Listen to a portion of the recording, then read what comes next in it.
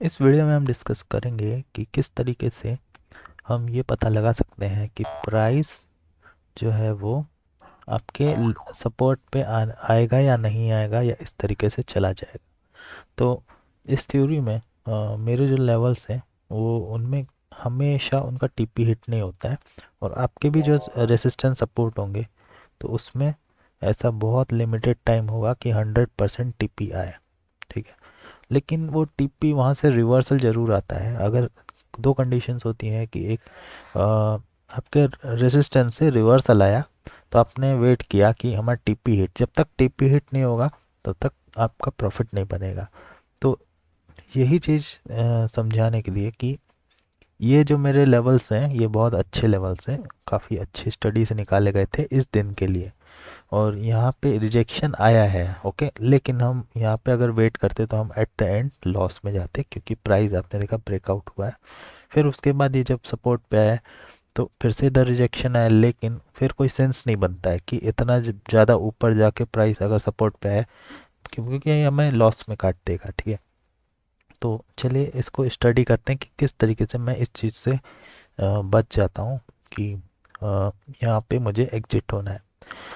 तो देखिए, ये जो सपोर्ट एंड रेसिस्टेंस है किसी भी टाइप से हो सकते हैं, ये होते हैं स्टैटिक लेवल्स, मतलब हॉरिजॉन्टल लाइंस में। अभी हमें ये अगर पता करना है कि प्राइस इधर अब हमारे सपोर्ट टीपी पे आएगा या नहीं आएगा, इसके लिए हमें बहुत सिंपल सा काम करना होता है कि कई कंडीशन होती हैं प्राइस के आने की। अब ये ज़्यादा वोलेटाइल भी हो सकता है आने का तरीका इसका। कई बार ऐसे आप देखो स्विंग का पुल बैक बना बना के आता है, तो वो सब अगर हम मैनुअल स्टडी करें तो बहुत कॉम्प्लेक्स हो जाता है। क्योंकि देखिए प्राइस यहाँ से ऊपर गया, उसके बाद इसने पुल बैक जरूर बनाया, एक रेंज बनाई है, या ये बहुत कॉम्प्लेक्स हो जाता है स्टडी करना कि प्राइस का नेचर क्या है विदाउट यूजिंग सॉफ्टवेयर। सो हम क्या करेंगे, हम दो पॉइंट्स बनाएंगे यहाँ पे। सबसे पहले पहला हमें लो, ठीक है, ये वाला जो हमारा लो है। दूसरा पॉइंट है जब इसको टच किया है, ठीक है, ये लो और इस हाई, ये टचिंग तो इधर ही हुई है, उसके पहले का high, highest high trend side में कौन सा है, वो होगा ये वाला। ट्रेंड साइड में मैं इस तरीके से नहीं, क्योंकि इसके पहले का अगर हाई आप बोलो तो ये रेड कैंडल है और यही हाई हो गया। स्विंग हाई नहीं देखना है हमें, trend dynamic high. Dynamic high क्या होता है कि अगर मैं यहाँ पे इस तरीके से ट्रेंड लाइन डालता हूँ, इसको और इसको मिला के, ठीक है, इसको और इसको मिला के अगर मैं इधर एक ये ट्रेंड चैनल डालता हूँ, तो यहाँ पे इस तरीके से अगर एक्सटेंड करूँगा तो जहाँ पे मैंने एरो लगाया है वहाँ पे आपको क्या मिल रहा है, वो उसको हम बोलेंगे डायनामिक हाई। ठीक है, तो स्टैटिक हाई तो कुछ भी हो सकता है, ये भी हो सकता है ये, लेकिन डायनामिक हाई ये था, ये वाली जो कैंडल आप देख रहे हो, क्योंकि इसी के अकॉर्डिंग मैच हो रहा है प्राइस अभी। तो अब हम जिस इस तरीके से डाल लेंगे इसको कि यहाँ पे हमने ये देखिए सिंपल किया है दो, पहला सपोर्ट और दूसरा आपका ये इस सपोर्ट पे हमने एडजस्ट किया है। ठीक है, इसको हमें एकदम सही तरीके से अगर ड्रॉ करें तो ये इसको ऐसे टच किया है, ठीक है, क्योंकि यहाँ से रिजेक्शन है। और उस इन दोनों के भी ये लो और ये हाई, हाई कौन सा होगा, हाई वही वाला होगा जो आपके रेसिस्टेंस को टच कर रहा है।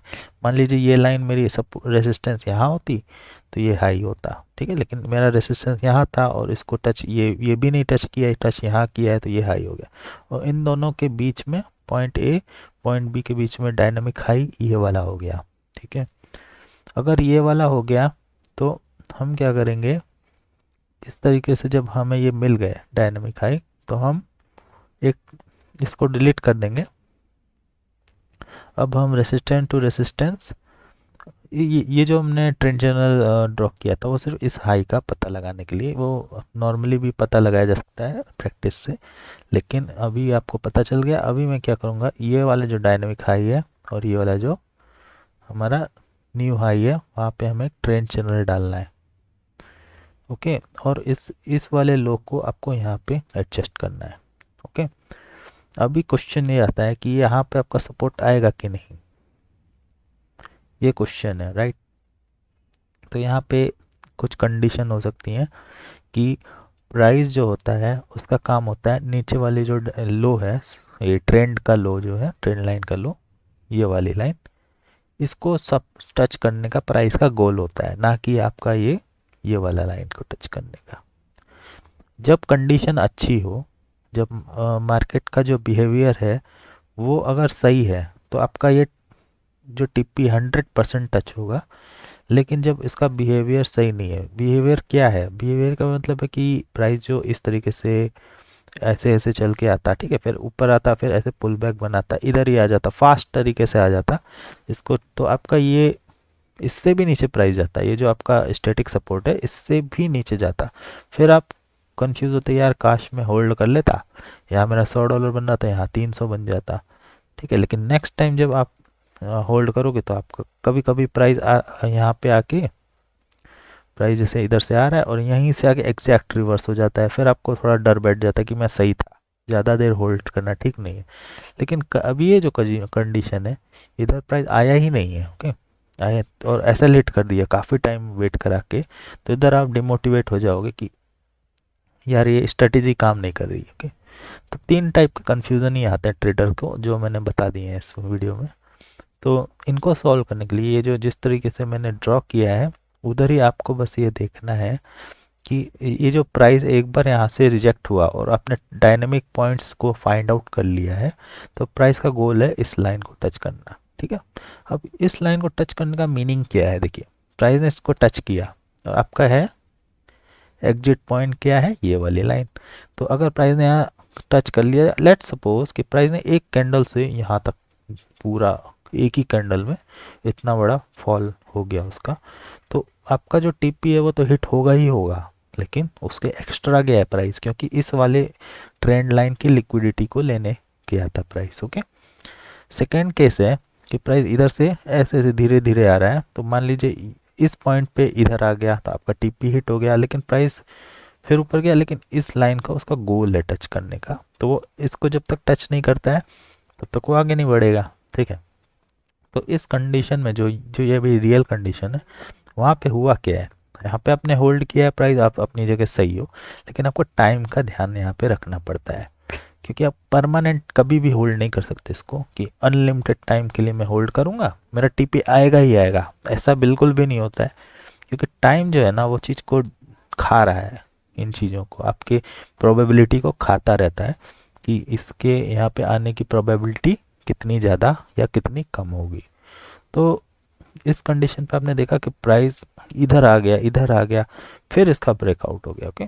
फिर उसके बाद इसने यहाँ पे जैसे इसको टच किया है, आपको एग्जिट करना है, क्योंकि ये वाला आपका लेट से आपका 100% एक्यूरेसी भी क्यों ना हो, ये लेवल पर अब प्राइस इधर नहीं आएगा, नहीं आएगा, क्योंकि एक टाइम ड्यूरेशन था वो ओवर हो गया है, वेटिंग पीरियड ओवर हो गया और ये इस लाइन को टच कर दिया, मतलब डायनेमिक ट्रेंड सेटिस्फाइड हो गया है, ओके। जो कि मोस्ट इम्पॉर्टेंट चीज़ होता है और बहुत सारे लोग इसको इग्नोर करते हैं, क्योंकि वो पिवट्स वगैरह जो भी देखते हैं वो इस चीज़ को नहीं देखते, इसलिए उनको लगता है कि ये चीज़ काम भी करती है और ये चीज़ फेल भी होती है। तो यहाँ पे जब ये कंडीशन सेटिस्फाई हो गई, उसके एग्जैक्ट बाद मैं आपको दिखाऊंगा कि क्या हुआ। उसके एग्जैक्ट बाय प्राइस इस रेंज पे जब इसको टच किया है, एग्जैक्ट मतलब ये जैसे ये वाला जो पॉइंट है ये टचिंग पॉइंट है, ये वाला पॉइंट, ठीक है। आपने देखा इसको एज ए सपोर्ट लिया है स्टेटिकली, फिर प्राइस एटलीस्ट फाइनल ऊपर ही गया है, ऊपर ही गया है। अब ये कहाँ तक जाएगा कहाँ तक नहीं जाएगा इट डजेंट मैटर, ठीक है, क्योंकि वो आगे की फर्दर स्टडी से पता लगेगा। लेकिन फॉर आपको जो टीपी आपका है वो अब नहीं आने का है, और अगर आप बहुत बड़ा स्टॉप लॉस लगाते हो, सोचते हो यार टीपी आ गया, तो एक इनवैलिड तरीका है, क्योंकि हमेशा हम यहाँ पे रिस्क रिवार्ड से काम करते हैं। क्योंकि लेट से आपको $10 बनाना है यहाँ पे और आपने $60 का ऐसे लगाया, तो एक सर्वाइव कर लोगे छोटे में और बच जाओगे, इतने बड़े मूव से आने से भी बच जाओगे। लेकिन वो चीज़ आप जब $10,000 के लिए करोगे तो बहुत ज़्यादा रिस्की हो जाएगा, तो वो कोई सेंस नहीं बनता है। हम क्या मिनिमम, जैसे अगर हम $100 बनाना है तो $100 का रिस्क ले सकते हैं या $50 का रिस्क ले सकते हैं। तो इस तरीके से ये जो थ्योरी है ये आपको जस्टिफाई करती है कि टाइम भी बहुत ज़्यादा इम्पोर्टेंट होता है, क्यों हम यहाँ पे स्टडी करते हैं टाइम को। और ये चीज़ आप तभी प्रूव की जा सकती है जब आपके पास कोई स्ट्रॉन्ग लेवल हो, जैसे मेरे पास ये रेजिस्टेंस सपोर्ट स्ट्रॉन्ग लेवल थे, तो इस पे मैंने ये चीज़ प्रूव कर दी। अगर मेरे पास यहाँ पे मान लीजिए कोई लेवल नहीं है तो ये फिर इनवैलिड हो जाएगा जो मैं बता रहा हूँ। तो ये तभी काम करेगा जब आपको लगता है कि भाई ये 74,256 का लेवल बहुत ज़्यादा स्ट्रॉन्ग रेजिस्टेंस है, और तब आपको ये चीज़ देखनी है। अगर नहीं पता है आपको, कोई भी लेवल पे चीज़ नहीं ट्राई करनी। ओके, तो ये जो टॉपिक था वो सिर्फ इस चीज़ को बताने के लिए कि टीपी जब हिट नहीं होता है तो उसके क्या रीज़न हो सकते हैं। So that's all in this video, thanks for watching.